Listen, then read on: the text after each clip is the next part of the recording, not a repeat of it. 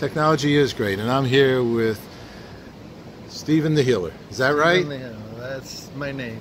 And how'd you get the name like that? I mean, your Healer is not your last name, right? No, By birth. I have two lives. One is my business life, and then everything else that happened to me just happened. Since 1994, I had many strange supernatural experiences that continue to this day. I'm used to them now. And when they first started, it was like, what's going on? It's pretty amazing. And I went through a learning process and found out that I can do this. I seem to be able to generate or transmit a frequency, is the best way of describing it. And it's a healing frequency. And I got the name Stephen the Healer because when I was living in Sag Harbor, I met Dr. Dennis Banks and his lady Dawn Nui, and they own the La Pampa Polar School.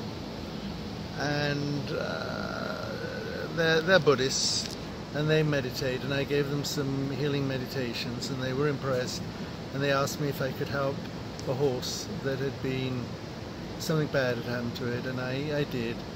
And it was Dr. Dennis Banks who gave me the name Stephen the Healer. And so I said, okay, then I'm Stephen the Healer. Well, Stephen the Healer is a great guy. You know, we met out at an event in the Hamptons. It was a Chabad event, a Jewish organization, and it was a very, very healing organization event for them. And he was so kind. He gave me a ride to the train. I was coming back. And not only gives a ride, but he gave me a healing session. And I was very impressed. And that's why we're here today, because I was so impressed with the way that you helped to heal me. And I needed it because I was stressed, one. Two, I had a pain in my arm that I've had now for a few months. And overall, I'm going to say the results were you calmed me down, and I got on that train and I was really more relaxed. So thank you for that. What he did was just calm me. He just told me to relax. And well, tell me about that. I didn't say relax. No, you didn't say. You know, I was just thinking that. I never say relax. I just ask so what do you do? I just ask you to close your eyes. Be laying down or sitting down and close your eyes, and that's all. I don't tell you what to expect, because people may experience different things, and I don't want to put anything into your head. But generally, everybody experiences this deep, deep relaxation, and from that comes healing. And for example, I've given life to dying people. Doctors have given them, one person I know, a man, who was given 2 days to live, and 7 years later, he's still alive. That's because of me. I have a lady in England who had a phone call from a friend, his sister. Lady's in her 80s. She had lung cancer, and the doctors gave her they said, if you're lucky, 12 months or 6 months. That was almost 2 years ago now, and she's been on 2 or 3 vacations, goes to the supermarket. The tumor has shrunk dramatically, almost to nothing. She still has issues, but she's alive, and the doctors are very amazed, and it takes away pain. It works on different levels. It's really quite amazing. If you've seen Star Trek, the movie, then I'm like the doctor on the spaceship. Actually, I wouldn't need to be on the spaceship, because what I do is I transmit this over the phone through radio waves. I say, if you look at my website, you'll see lots of letters from people that I've helped, and it's just something that happened to me. That's the only thing I can say. I do believe there are other people that do similar things, not necessarily the same. My frequency is my frequency, and my frequency protects against, for example, rays, be they cosmic rays or computer rays, for electricity. They protect the body, and I experienced it myself when I'm not feeling well. I've had some issues, so it's something very special, yes. Well, you are very special. That's true. You just know. See, I foolishly would probably tell somebody to relax, and in fact, every time I've ever said that to somebody, when I thought that they were not relaxed, they told me, "Don't tell me to relax." In fact, they told me me telling them to relax, I made them more fidgety. Let's say. Yeah, no, I never ever say relax. And all the things I experienced were supernatural things, from where I wasn't given a book with this, a book of directions or operating instructions. I had to find out as it progressed, and I learned a lot about what I can do. If I see somebody, and I've done this many times, somebody on the street in trouble, they've passed out, or they're in trouble, and I'll stand there for a few minutes and I see them get up and brush themselves off and walk away. It's just very powerful, very, very powerful. And how it came to me, if you're interested. I'm interested. If you've got time. Back in 1994, I was invited to a wedding in Cherry Hill, New Jersey. And the wedding was for a lady who actually became very, very famous internationally on a TV reality show. And at that dinner, at that wedding reception, I met another lady and went out for lunch with her, and she was telling me about an organization that give divine light through the palm of the hand. I was not interested. A couple of months later, I went home. I experienced incredible pain throughout my body, unbelievable pain. For some reason, I did not call 911. I called this lady. I said, I need to receive this divine light. And there's more to the story than that. But anyway, I made a promise, and for 4 years, I went every Thursday night to a house and I received this divine light, and then I was taken away from it. I was shown that I wasn't really supposed to be there. It was just a portal to show me, to open the door to show me that I could do this. Fair enough. And I didn't know how I could do it. I had many more strange things. I woke in the middle of the night, a summer's night, a year or two later, and I was speaking the words healing orb. I got out of bed, I wrote the words healing orb down, went back to sleep, woke in the morning and said, what the heck's a healing, what's an orb? What's a healing orb? So I went to look it up, and that must have been about 6 years later, actually, because I remember that's when I had my computer, and looked up what an orb was, and okay, then all the other things, many other things happened.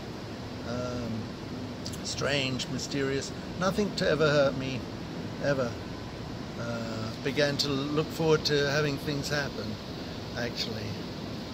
But certainly things from another force, a powerful force, God, call it aliens, call it spirits, call it angels. I have no answer for it. I'm just trying to survive in this crazy world. There you go. All righty, and you're doing well with it and helping others, which is the blessing of life.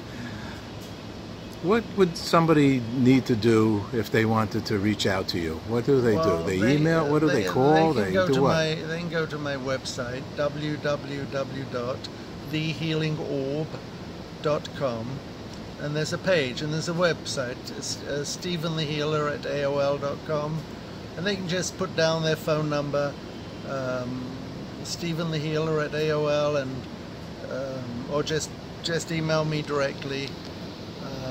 Give me their phone number where I connect to them and I can reply. I'll tell them what my expectations are.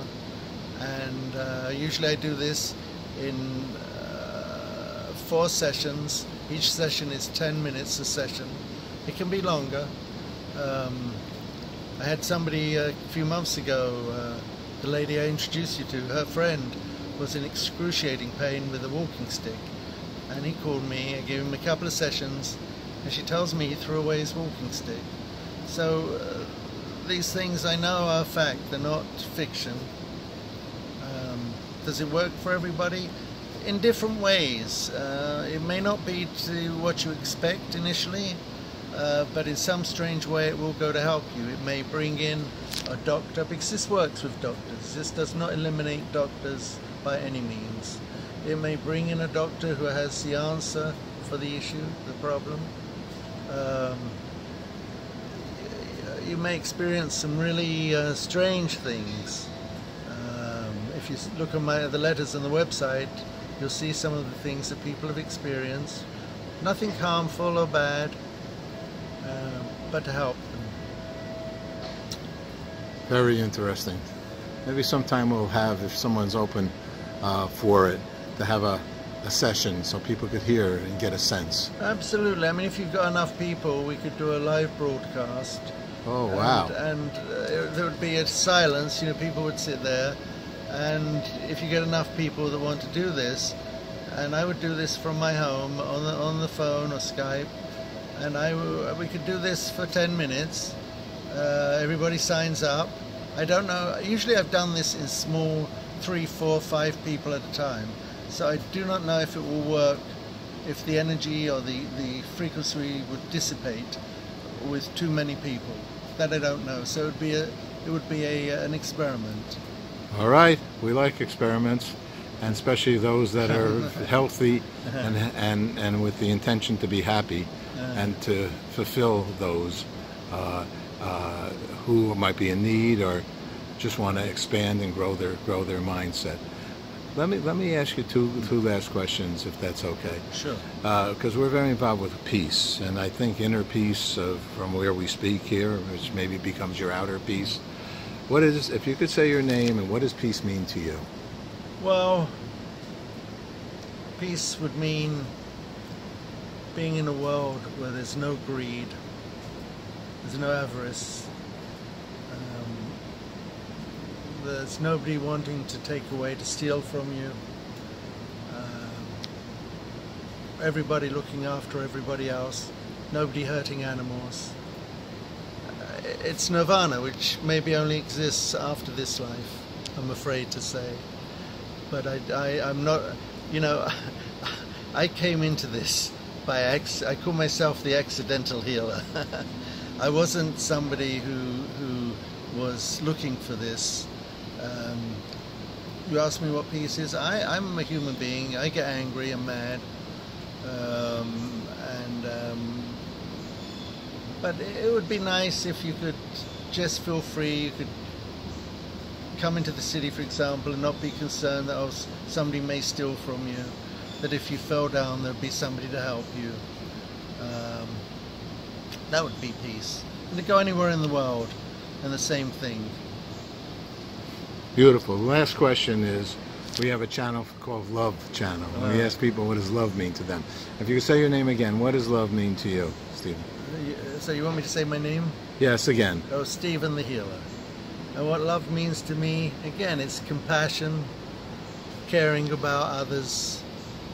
But the love I get really is from animals, because I see them as being very pure, without any judgment. Of course, not all animals. Some can be vicious, unfortunately, just like human beings. But generally, I see love as something that's gentle and caring. You got it. Thank you so much, Stephen. Thank you, Paul.